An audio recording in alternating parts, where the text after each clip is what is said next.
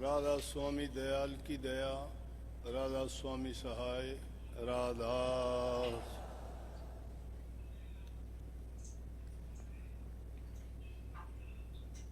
वो एक बार एक राजा शिकार करने के लिए गया, जंगल में रास्ता खो गया, इधर उधर देखा, घोड़ा भी प्यासा हो गया, राजा ने भी प्यास लगी, भूख लगी। ढूंढते ढूंढते किसान के खेत में पहुंचे जिसका रेट साल था। तो रेट जब चल रहा था तो बोला भाई घोड़ा भी प्यासा है, इसने पानी पियाऊंगा। वो रेट जब चले तो चूं चूं करे, वो क्यों पहिया घूमे ने तो चरक चूं करे, चरक चूं करे तो घोड़ा उससे बिद के बोला भाई जमींदार तेरा घोड़ा ये चरक चूं बंद कर ले। उसने चरक चूं बंद कराया, पानी आना बंद हो गया नीचे। बोला पानी को नहीं आंदा। बोला राजा पानी तो पीना हो तो चरक चूं में पहले नहीं टाले से। तो भाई पंखा तो चाले था, इतना ठीक था, एक बार चरक चूं बंद होगी तो मनने भी मुश्किल होगी।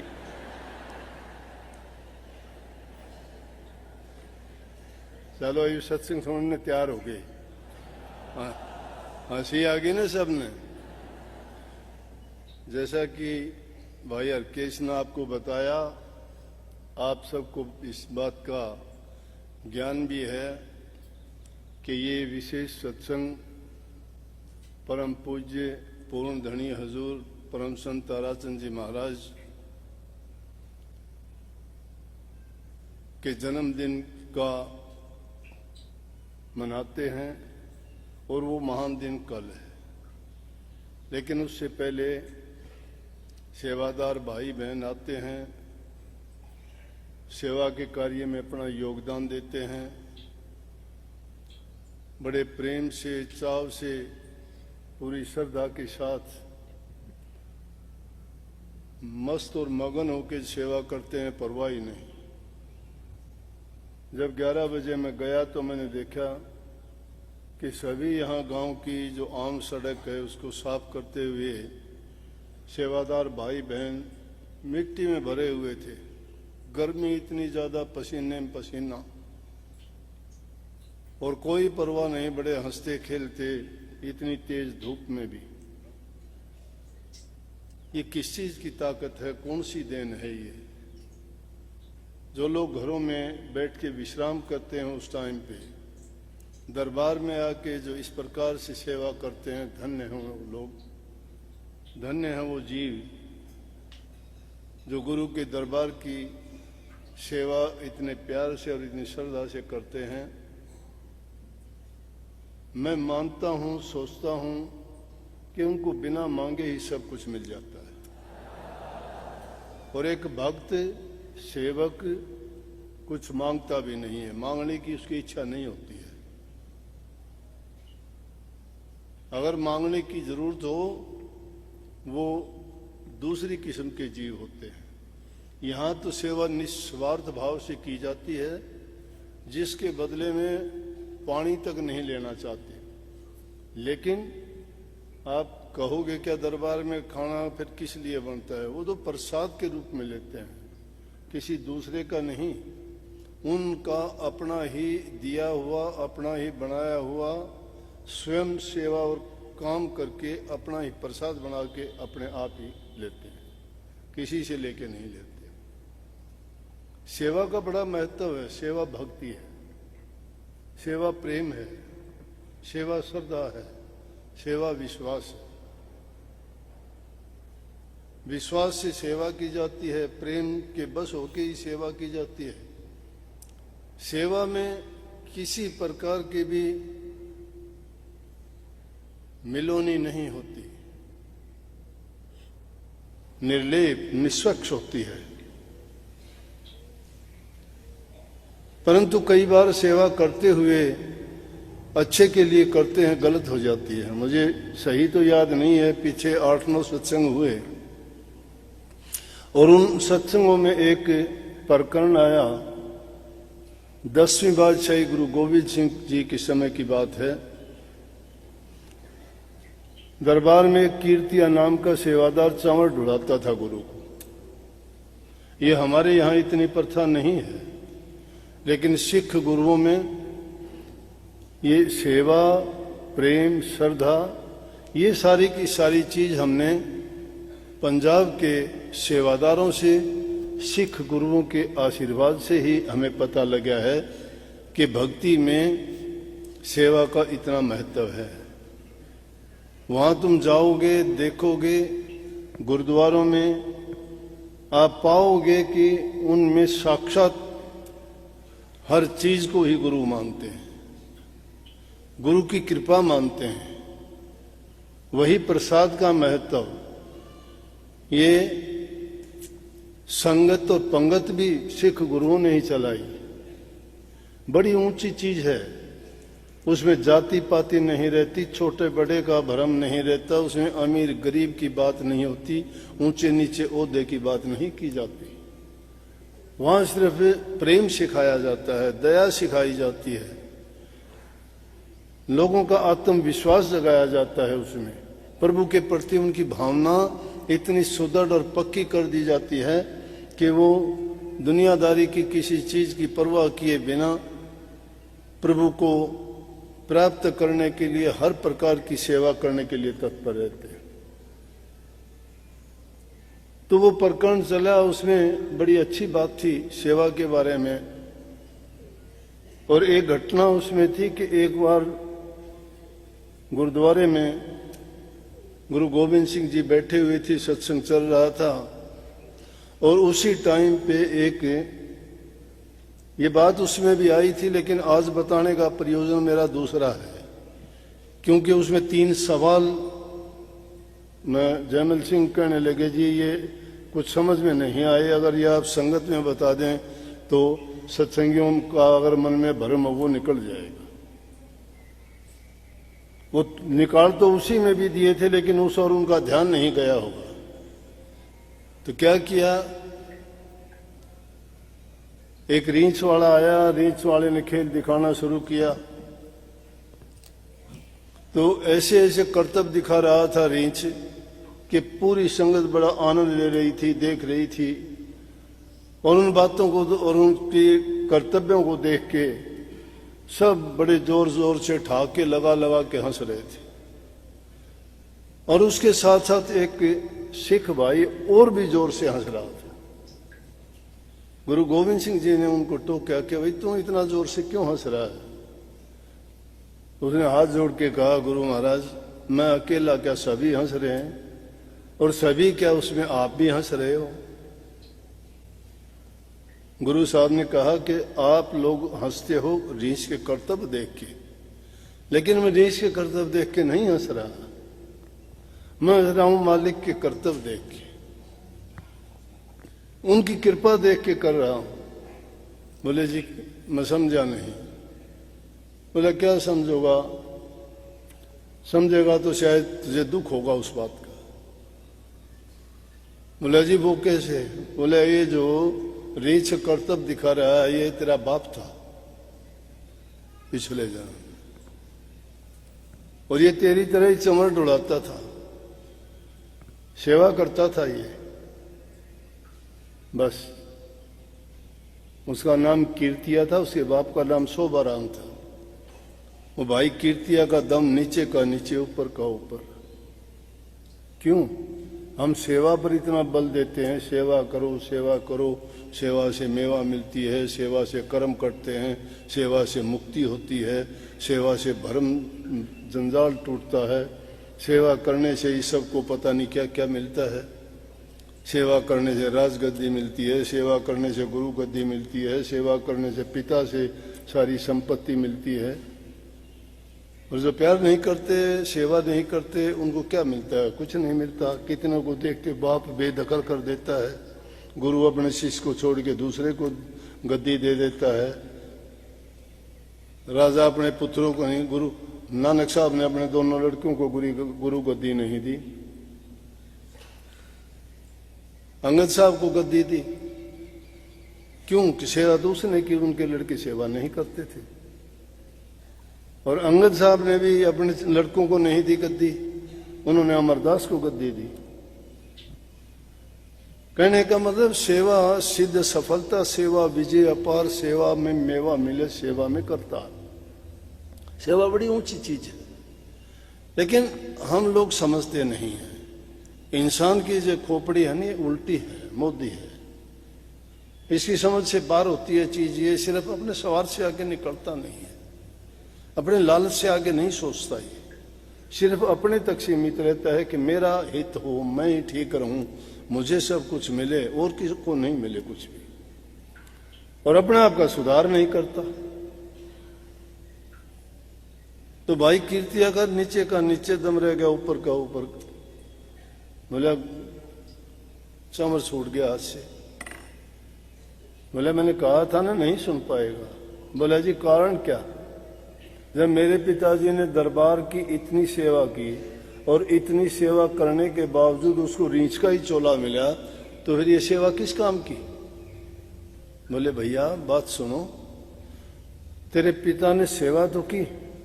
अब सुनो उनके सवाल का जवाब भी इसी में, कि तेरे पिता ने सेवा तो की, लेकिन वो सेवा क्या सेवा की? वो गुरु को अर्पण नहीं की, परमात्मा को अर्पण नहीं की। वो सेवा करके अपने आप ही सब कुछ अपने आप को मानता रहा। अगर वो सेवा करके नानक साहब को अर्पण करता या अपने इष्ट को अर्पण करता तो उसको ऐसा नहीं होना था। सेवा करते हुए हो सकता है थोड़ी बहुत गलतियां हो जाती हैं, और उनसे क्या गलती हुई थी? गलती क्या हुई थी कि चंवर डुलाने के बाद में संगत बैठी हुई थी, संगत को प्रसाद दे रही थी, और इतनी देर में कि दूसरा सिख भाई अपनी गाड़ी में अनाज भर के कहीं ले जा रहा था, बैल जोते हुए थे, चलती गाड़ी को छोड़ के उसने सोचा ये गुरुद्वारा आ गया, गुरु का दरबार है, और गुरु के दरबार का प्रसाद बहुत पवित्र होता है, ताकत होती है प्रसाद में। प्रसाद लेने से इंसान के विचार पवित्र होते हैं, प्रसाद खाने से उनके जन्म जन्मांतर के पाप कटते हैं। ये प्रसाद ही तो है जो प्रभु के चरणों की ओर लेके जाता है। बस उस ये विचार और ख्याल थे, सत्संग सुने हुए थे।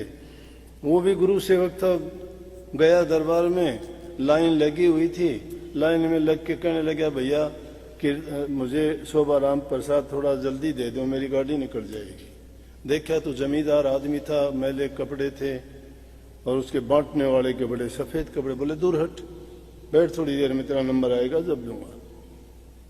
थोड़ी देर के बाद में फिर खड़ा हो गया, फिर बोले भैया मेरी गाड़ी दूर निकल जाएगी, बैल है, कोई दूसरा आदमी नहीं है, मुझे दे देते। बोले अरे बैठ ना, तेरे को बोल दिया, लत्ते तेरे ऐसे ही हैं, थोड़ा दूर बैठ। कहाँ प्यार था? इंसान इंसान से नफरत करे। खुशबू इंसान के प्यार में आनी चाहिए, हृदय में आनी चाहिए, उसके ख्याल और विचार की कदर करनी चाहिए। कपड़ों की बदबू और खुशबू नहीं होती। भेड़नी कौन सी लॉन्ड्री पर कपड़े धुलाती थी? सहजोबाई किस लॉन्ड्री पे धुलाती थी? पानी भी मुश्किल मिलता होगा उनको, लेकिन उनके विचारों में, उनके ख्याल में और उनकी भक्ति में खुशबू आती थी। श्री रामचंद्र जी जो उनके पास गए, कर्माबाई के पास क्या था? प्यार था, भक्ति थी।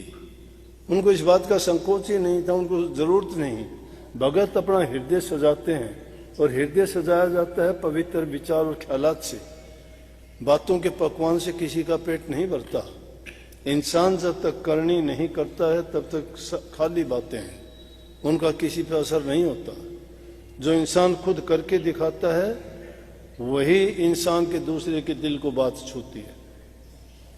उसने फिर बेचारा खड़ा हुआ तो फिर झटकी दे के बैठा दिया, अरे तो रीछ की तरह क्यों बार बार कूद के आता है? वो बेचारा परेशान हो गया। उसने सोच लिया, उस गुस्से हो गया और क्या कह दिया, क्या आप शब्द कह दिया, उसको पता ही नहीं लगा। बोला क्यों रीछ की तरह? एक किनका पड़ा हुआ था प्रसाद का, वो उसने उठा के दोनों हाथों में बोला कि भाई तू दे या ना दे, मन में कहा उसने, मुझे तो प्रसाद मिल गया, ये प्रसाद लेना था वो मिल गया, मुझे कोई जरूरत नहीं है। लेकिन गुरु नानक साहब देखते हैं, गुरु देखते हैं, वो जानते हैं तेरे मन की भी मेरे मन की भी। रीछ मैं हूं या तू, ये तो तुझे पता, या गुरु महाराज जानते हैं कौन है रीछ। बोला ये शब्द थे तेरे पिताजी के, सेवा की, लेकिन वो सेवा करी कराई सब खराब कर दी एक कटु वचन के कारण। ये अगर शब्द नहीं बोलता तो उसको रीछ की योनि नहीं मिलनी थी। तो कहने लगा जी अब उनको ऐसा करने से रीछ की योनि मिली और गलती करते उनका क्या हाल होगा? बोला कि गलती अगर करते भी हैं अवल तो करनी नहीं चाहिए, सेवा जो करते हो वो एहसान ना करो किसी के ऊपर, सेवा करो गुरु के अर्पण करो। किस लिए सेवा करते हो? सेवा का अभिमान कभी नहीं हो मैं ये करता हूं वो करता हूं। सेवा चाहे किसी प्रकार की भी हो, चाहे वो कोई दान सेवा है, कोई अन्न सेवा है, कोई और शारीरिक सेवा है, सेवा मन की है, तन की है, धन की है। इंसान उसका लिए डोंडी थोड़ा पिटवाएगा कि मैं ये दान करता हूं, मैं ये सेवा करता हूं। नहीं, सेवा जो करता है वो इंसान को उसी का फल मिलता है कि तेरे पिताजी ने ये गलती की थी, अगर वो नानक साहब को अर्पण कर देता और अपने आप मानता ही नहीं तो उसको ये हालत नहीं होनी थी। तो बोले जी अब तो कम से कम कृपा करो, अब तो इसको इस योनि में मैं नहीं देख सकता, मैं आपकी सेवा करता हूँ। गुरु गोविंद सिंह ने प्रसाद दिया, उसके कर्म कटे और उसको इंसान का चोला मिला। ये बात थी। तो उसमें 3 सवाल उन्होंने सवाल कर दिए।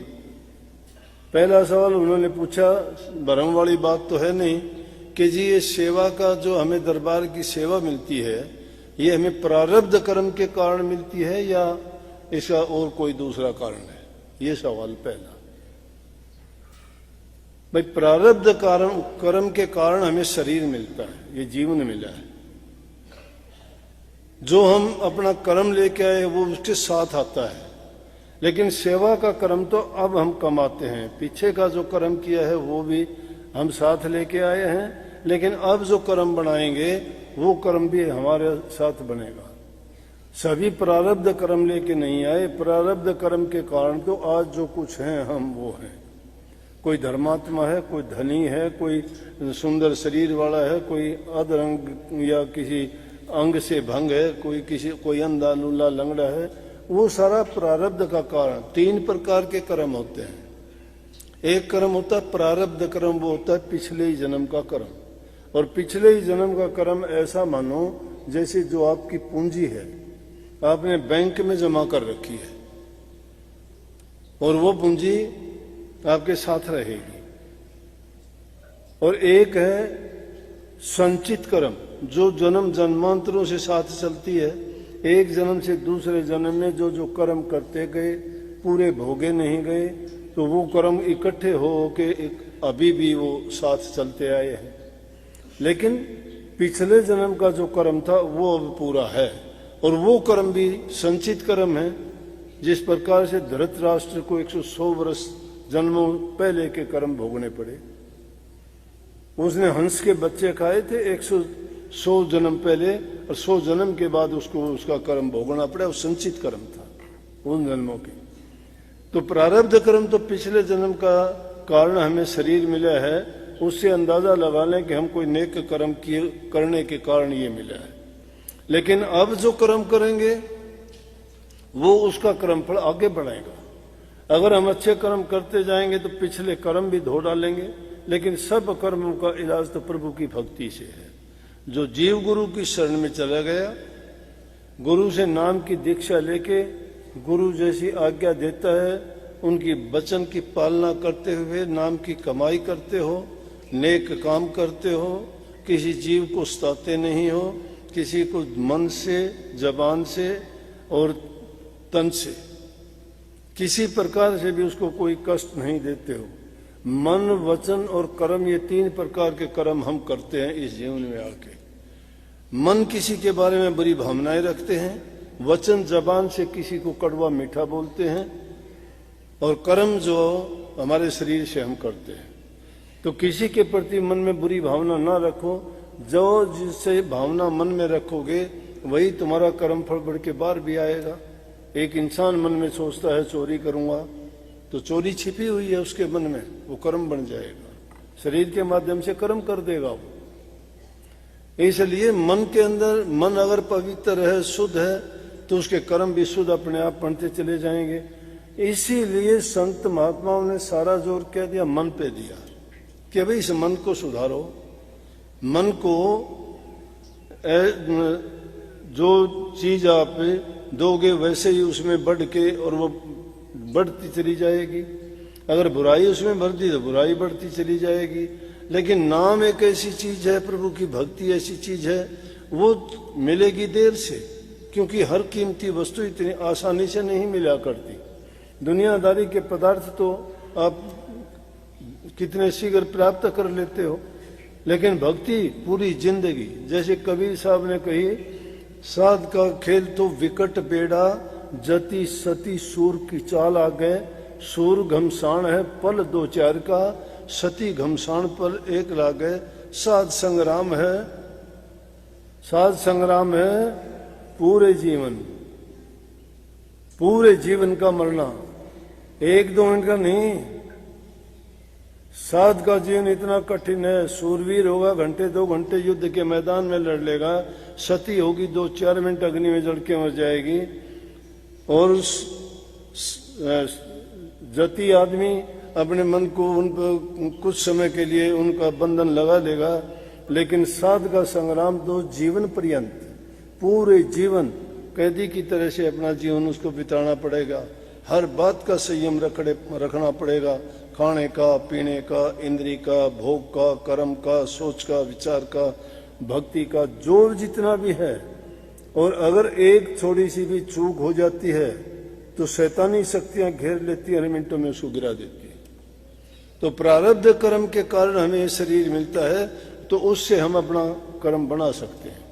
अब रही बात, उन्होंने दूसरा सवाल किया कि इतनी सेवा करने वाला भी एक गलती के कारण उसको रीछ का चोला मिला, तो हम तो सेवादारों को रोज धक्का मुक्की करते हैं, हमारी क्या हालत होगी? देखो, हम धक्का मुक्की, सेवादार जिसको ड्यूटी मिली है, जिसको कुछ काम करने के लिए उसको निश्चित किया गया है या उसको उस काम के लिए रखा गया है, वो गुरु का हुक्म बजाता है, वो खुद नहीं करता। गुरु का हुक्म जो बजाता है वो, और गुरु के हुक्म को तोड़ने वाला अगर हुक्म तोड़ता है तो वो मना करता है, तो उसकी उसमें गलती नहीं है। अगर बिना किसी कारण के वो उसको करता है तो वो भी सजावार होगा। अगर ये बात देखी जाए तो परमात्मा ने भी तो खोटे मंदे कर्म करने वालों के लिए यमदूत बनाए हैं, जिस तरह दुनिया में पुलिस बनाई है। जो चोर डकैती करते हैं, छुरेबाजी करते हैं या और उल्टे सीधे काम करते हैं, पुलिस उनको पकड़ के पीटती है कि नहीं पीटती? तो पुलिस का कर्म बन गया, क्यों पीटती है? वो दोषी को पीटती है। अगर दरबार में कोई दोष करता है तो उसको, अगर दूसरा सेवक जिसको गुरु का हुक्म है, वो तो गुरु का हुक्म बजाने में करता है, इसलिए उस पर वो कर्म लागू नहीं होता। तो आप इसमें पूछ सकते हो, उसमें गुरु का हुक्म नहीं था। गुरु का हुक्म ये नहीं था, गुरु का हुक्म प्रसाद बांटने का था। गुरु का हुक्म उसको अपशब्द बोलने का नहीं था। गुरु का हुक्म था प्रसाद उसको देता, वचन से अच्छा बोलता, उस पर कोई कर्म लागू नहीं होता। लेकिन उसने गुरु का हुक्म तो एक तरफ छोड़ दिया, उसने अपना हुक्म चलाना शुरू कर दिया। तो गुरु आज्ञा में जो बरतता है, गुरु आज्ञा और गुरु के हुक्म में चलता है, वो उस कर्म का भागीदार नहीं होता। क्योंकि अगर वो नहीं तो गुरु का दोषी बनेगा, उसको पाप लगेगा। इसलिए गुरु का हुक्म बजाते वक्त दूसरा अगर सेवक हो, कोई और आदमी हो, हुक्म को अगर तोड़ता है तो दोषी तोड़ने वाला बनता है, न कि वो। तो तीसरा सवाल उन्होंने कहा, तो सत्संगियों के लिए कोई ऐसी बात बताओ कि जिससे इस प्रकार का ना हो, जिससे इस प्रकार की गलती ना हो, और वो किस प्रकार से सेवा करते हुए सुधार करें। इसके लिए बहुत छोटी सी बात है। सेवा करते वक्त नंबर 1 तो कभी अपने आप में ये अहंकार ना आने दें कि सेवा मैं कर रहा हूं, नहीं। क्योंकि सेवा का फल, सेवा आप किसी वेतन के लिए नहीं करते, कोई पगार नहीं मांगोगे उसके बदले में। सेवा आप किस लिए आप करते हो? ये आप निष्फल, कि आप कोई फल की कामना नहीं है। अगर फल कारण सेवा करते हो तो फिर तो आप तो सेवक नहीं, फिर तो आप कर्मचारी होगे, नौकर होगे, उसके बदले में मांगते हो कुछ। जो सेवा इस प्रकार से करता है तो उसमें लुका छिपी कैसी? गुरु के काम में, गुरु के दरबार की, जो मालिक के दरबार की सेवा करता है उसमें वो कोताही करता है या हेरा फेरी करता है तो उसमें उसके मन के विचार और भावनाएं फिर तो गलत है, अच्छे नहीं है। गुरु का वचन नहीं मानता हो तो मनमुखी काम करता है। इसमें होनी चाहिए गुरुमुखता। गुरु की आज्ञा का पालन करते हुए काम करो। गुरु तुम्हारे से कोई भी सेवा कराए, गुरु करवाता है, गुरु जानता है ये तो किस प्रकार की सेवा किससे लेनी है। और गुरु जब कहता है तो हमें ये मान लेना चाहिए कि इस सेवा में ही हमारे कर्म काटे जाते हैं। हमारे कर्म काटने के लिए गुरु ने हमें किसी को क्या सेवा दी? किसी को कहते हैं भजन किया कर, वो भजन नहीं करेगा उसके कर्म नहीं कटे। किसी को कह दिया कि दरबार की सेवा कर, उसको भजन की जरूरत नहीं है। गुरु ने उसका कर्म उस सेवा के माध्यम से कटवाना है। किसी को कुछ, किसी को धन की सेवा, कोई तन की सेवा, कोई मन की सेवा, लेकिन ये जानता है गुरु के किससे कौन सी सेवा से उसके अच्छे कर्म बनेंगे, किससे उसका जीवन संवरेगा। तो हमें ये चाहिए कि इस ओर तो किसी को किसी भी प्रकार से अपनी तरफ से जानबूझ के किसी जीव को ही दुख नहीं देना चाहिए। ये तो मोटा मोटी हमारे नियमों में ही शामिल है कि सेवक का काम सेवा करना है, सेवक का काम प्रेम करना है, सेवा भाव में बरतना है। सेवा करो प्रेम से। स्वामी जी महाराज ने लिखी है, सेवा करो प्रेम से गुरु की और दर्शन पर बल जात, बचन प्यारे गुरु के ऐसे जस माता सुतोतरी बात, उठत बैठत सोवत जागत गुरु की बात बिसर नहीं जात, ऐसी लगन गुरु संग जा की सो गुरुमुख परमार्थ पात। जिसकी ऐसी लगन होती है गुरु के साथ वो परमार्थी है, उसको परमार्थ मिलता है। प्रेमी सुनो प्रेम की बात, सेवा करो प्रेम से गुरु के और दर्शन पर बल जात। दर्शन हो जाए भाग सराओ, सेवा करो प्रेम के साथ करो। प्रेम के साथ जो सेवा करता है, दर्शन पाके अपने आप को धन्य मानता है, उस जीव के तो कर्म उसी टाइम कट जाते हैं। लेकिन उसमें भी उसके दिल में अगर धुकड़ चुकड़ है तो ना उसके कर्म कटते, ना उसका सच्चा प्यार है, ना वो भक्ति चाहता है।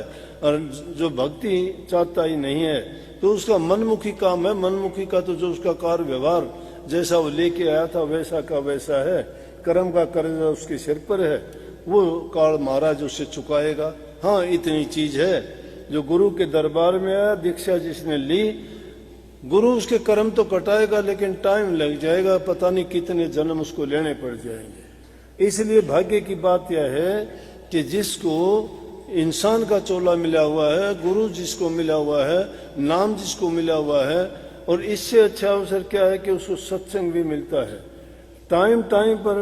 ये मन तो जब भी इसको एकांत मिलता है या जब भी ये खाली होता है तो इसमें तो शैतानी शक्तियां उभर आती हैं। ये तो पता नहीं क्या क्या सोचने लग जाता है। अरे थोड़े दिन तुम बैल को छोड़ दो, वो ही हड़ में जुड़ना पसंद नहीं करेगा, तो हमारा मन तो उस बैल की भांति नहीं लगना चाहता उसमें।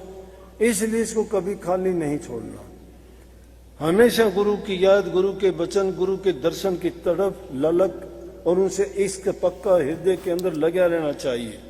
जिसकी ऐसी लगन है गुरु संग, इसीलिए कही न कि उठत बैठत सोवत जागत कभी बिसरना नहीं। और ऐसी लगन गुरु संग जाकी वो गुरुमुख परमार्थ पात। जिसकी ऐसी लगन है वही गुरुमुख परमार्थ पाता है, वही अपना दुनिया में काम कर जाता है। लेकिन जब तक ऐसी लगन नहीं है तब लग हिरसी जानो जात। हिरसी कि वो हिरस करता है, दूसरे के देखा देखी, झूठी कुटी बातें बनाता है, उनमें कुछ नहीं है। बात बनाई जग ठग्या, मन प्रमोदा ना, कहे कभी ले गया मन लक्ष्य 84 में। झूठी बात बनाते हो, मन को समझाया नहीं, रास्ते पे लाया नहीं, गुरु के चरणों में लगाया नहीं, और फिर बात बनाते हो कि मैंने ये कर लिया, मुझे ये दिखता है, मुझे वो दिखता है। वो तुम्हारे कर्म दिखते और कुछ नहीं दिखता। ये क्यों तुम्हें देवी से दे, देवता से दे, वो तुम्हारे माड़े कर्म से देते हैं। देवी देवता किसको से देंगे? देवी देवता तो देने वाले हैं, देते हैं वो तो। जो जिसकी पूजा करता है, जितनी उसकी शक्ति होती है देता है। उनकी आलोचना करना भी गलत है। जिसके पास जो शक्ति है वो देगा। तुम मुक्ति चाहते हो, मुक्ति तो गुरु से ही मिलेगी, लेकिन और दुनिया के पदार्थ जो चाहते हो देवताओं से ले लो, किसी से भी ले लो। कोई आपको शक्ति दे देगा, कोई आपको धन दे देगा, कोई आपको सुख वैभव दे देगा दुनियादारी के, वो हैं उनके अधिष्ठाता, उनके पास है ये सारी चीज। लेकिन सच्चा सुख कहाँ मिलता है? मिलता है सच्चा सुख केवल भगवान तुम्हारे चरणों में। प्रभु के चरणों में सच्चा सुख और कहीं नहीं है दुनिया में। ये सुख बिसर जाने वाले हैं, टूट जाने वाले हैं, छूट जाने वाले हैं। इसलिए सच्चे सुख के दाता सतगुरु हैं। सतगुरु के पास जाओ, उनसे अर्ज करो, उनके वचन की पालना करो, प्रेम का नाता जोड़ो उनसे। सच्चा नाता गुरु से है। दुनियादारों के साथ किसी का कोई नाता नहीं है, टूट जाएंगे ये सब, साथ तोड़ देंगे। जिस दिन भी तुम्हारा थोड़ा सा भी स्वार्थ पूरा नहीं होगा, उसी टाइम मुख मोड़ लेंगे तुमसे। लेकिन मुख मोड़ के सबको एक दिन जाना है, पहले ही उस तरफ मुख क्यों ना कर लेते जिसके पास जाना है। जिसके पास जाना है उसी की तरफ पहले ही मुख करके चले जाओ, कभी पछताना ही नहीं पड़ेगा। जिसको तुम चाहते थे उसी ओर तो जा रहे हो। जाना भी सबको है, 2 दिन पहले बाद में, लेकिन रास्ता पहले खोजो। और रास्ता जो पहले खोज लेता है इसी जीवन में, उनको जान लेता है, समझ लेता है, उसका जीवन सफल और सुखी हो जाता है। तो सत्संग का समय कल का है भाई, कल भी सारा दिन आपके पास ही रहूंगा। आप सेवादारों के लिए सत्संग समझो हो गया, टाइम मिलेगा तो कल भी सुनोगे। कल के तुम कान बंद थोड़े करोगे, सब इंतजाम कर रखे हैं। सबको बहुत बहुत आशीर्वाद। जिस काम के लिए, सेवा के लिए आए वो मैंने सेवा करने के लिए बोला है। अपनी चीजों को सबको संभाल के रखना अच्छी तरह से, किसी पे इतबार विश्वास ना करियो। काफी चोर ठग आते हैं इसमें। पहले दोस्ती करेंगे, तुम्हारे पास मीठे बढ़ेंगे, फिर उस चीज को ले जाएंगे। इसलिए बच के रहियो। इतनी भीड़ में ऐसे आ जाते हैं चोर उचक्के, उनका ख्याल करके और अपने सेवा का काम करो, सत्संग सुनो और खुशी मनाओ। बहुत बहुत सबको आशीर्वाद, धन्यवाद।